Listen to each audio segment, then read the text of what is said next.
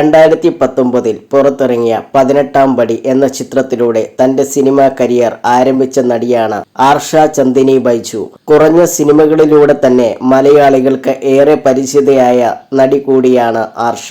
2021 കരിക്കിന്റെ average അമ്പിളി എന്ന mini serial title റോളിൽ എത്തിയതും ആർഷ ആയിരുന്നു. തൊട്ടടുത്ത വർഷം അഭിനേബ് സുന്ദർ നായകന്റെ ആദ്യ ചിത്രമായ മുകുന്ദൻ ഉണ്ണി അസോസിയേറ്റിലും ആർഷ നായികയായി.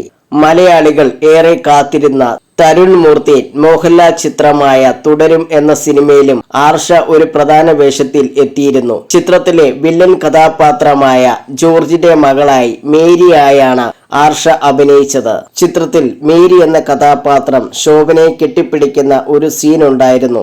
ഇപ്പോൾ ആ സീനിനെ കുറിച്ചും ശോഭന എന്ന നടിയെക്കുറിച്ചും പറയുകയാണ് ആർഷ ബൈജു. മൈ സ്റ്റോൺ മേക്കേഴ്സിന് നൽകിയ അഭിമുഖത്തിൽ സംസാരിക്കുകയായിരുന്നു നടി. ശോഭന മാമിനെ കെട്ടിപ്പിടിക്കുന്ന സീനിൽ അമ്മയെന്ന് വിളിക്കണമെന്ന് തരുൺ ചേട്ടൻ പറഞ്ഞിരുന്നു. അതിലൂടെ മേരിയുടെ ഇമോഷണൽ ശോഭന മാമിന്റെ കഥാപാത്രത്തിന് കൺവിൻസ് ആകണമെന്ന് എന്നോട് പറഞ്ഞത്. അങ്ങനെയാണ് കെട്ടിപ്പിടിച്ചതും അമ്മയെന്ന് വിളിച്ചതും. ശോഭന മാമിനെ കുറിച്ച് ചോദിച്ചാൽ എന്താണ് പറയേണ്ടത്?